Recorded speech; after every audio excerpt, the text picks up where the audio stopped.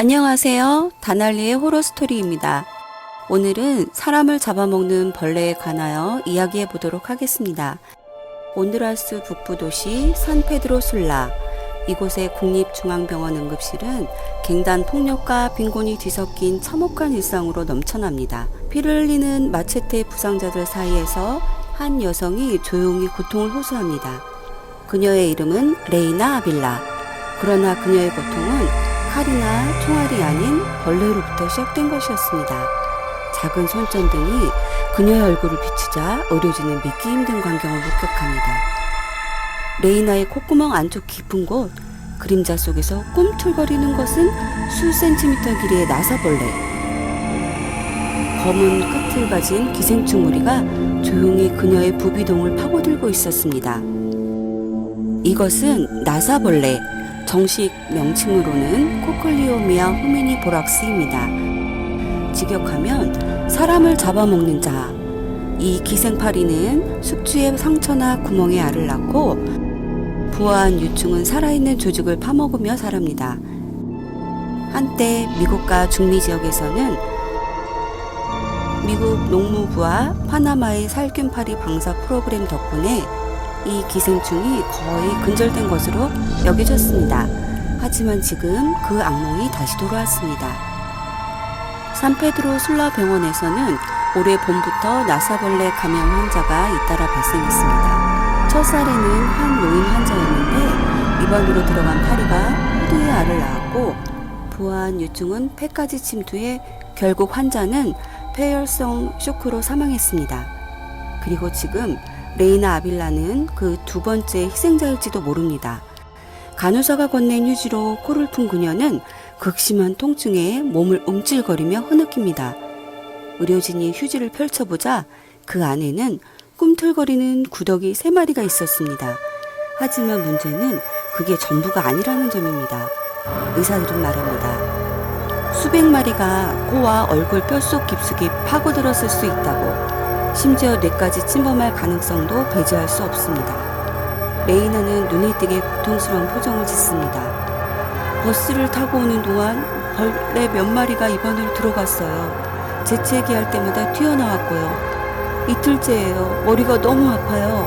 움찔거리고 코 위로 벌레가 기어다니는 느낌이 들어요.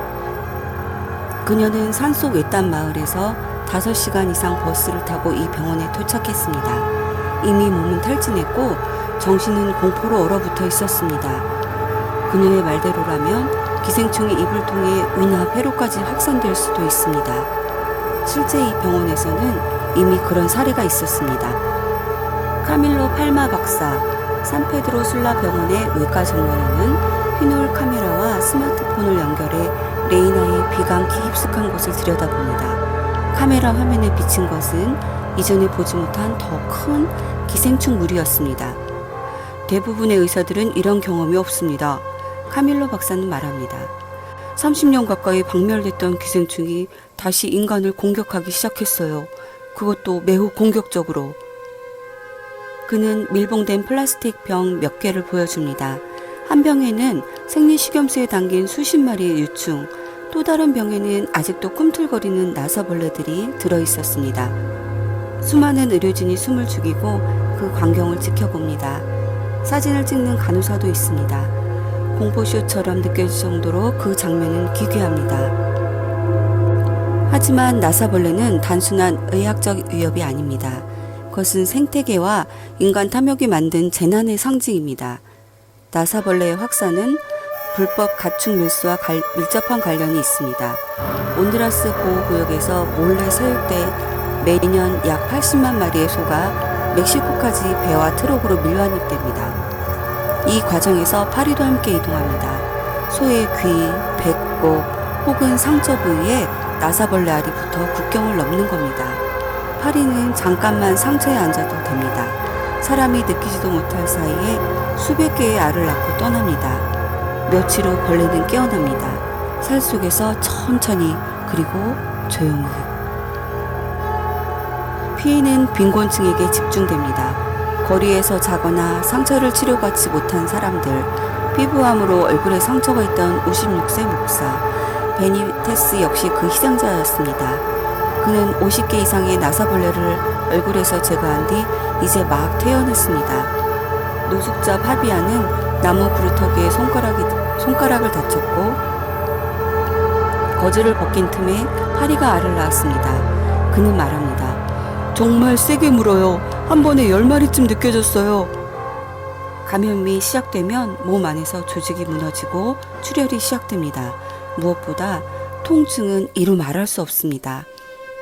그리고 산 페드로술라에서 갱단이 장악한 지역 콜로니아 라스 브리사스에서는 휠체어에 의지해 살아가는 78세 마리아가 또 다른 감염 사례였습니다. 고혈압으로 인한 궤양 상처가 있었던 그녀는 베란다에 앉아있던 중 감염되었습니다. 다음날 다리 안쪽에서 벌레가 꿈틀거리는 느낌을 받았습니다. 가려움이 참을 수 없었어요. 다리 안에서 뭔가 저를 물어뜯는 느낌이 들었죠. 그녀는 열악한 응급치료 후 무려 12일간 입원해야 했습니다. 이 기생충은 사람뿐만 아니라 가축에게도 치명적입니다. 핑카 마나칼 목장의 페드로 마타모로스는 지난 3개월 동안 소 450마리 중 20건 이상의 감염을 확인했습니다. 그는 디젤과 석회로 상처를 봉합해 감염을 막고 있습니다. 사람에게는 절대 사용할 수 없는 방식입니다. 하지만 농장에서는 그것이 최선입니다. 그는 말합니다. 16년 동안 이 목장에서 일하면서 나사벌레만큼 무서운 건 처음이에요. 소들이 멀쩡하던 시절이 그립습니다. 산페드로술라의 응급실은 이미 포화 상태입니다. 통로마다 부상자가 누워있고 의자에서 잠드는 환자, 수갑을 찬 마약 조직원, 총기를 든 군경, 이 모든 혼돈 속에서 나사벌레 감염 환자는 계속 늘어만 갑니다. 비좁은 복도에서 고통받는 사람들이 낡은 매트리스 위에 누워있고 거리의 상인들은 보호자들을 위해 작은 선풍기를 팝니다. 끈적이는 습도와 무더위 속에서 파리는 번식하고 벌레는 다시 사람을 찾아듭니다. 그들은 작고 조용하지만 위협은 거대합니다. 온드라스에서만 수백 건의 감염이 보고됐고 이미 신생아까지 감염되고 있습니다. 그리고 그 모든 시작은 인간이 만든 균열에서 비롯됐습니다. 조직범죄, 불법 축산, 감시받지 않는 국경, 그리고 무너진 공공의료. 나사벌레는 단지 기생충일 뿐입니다.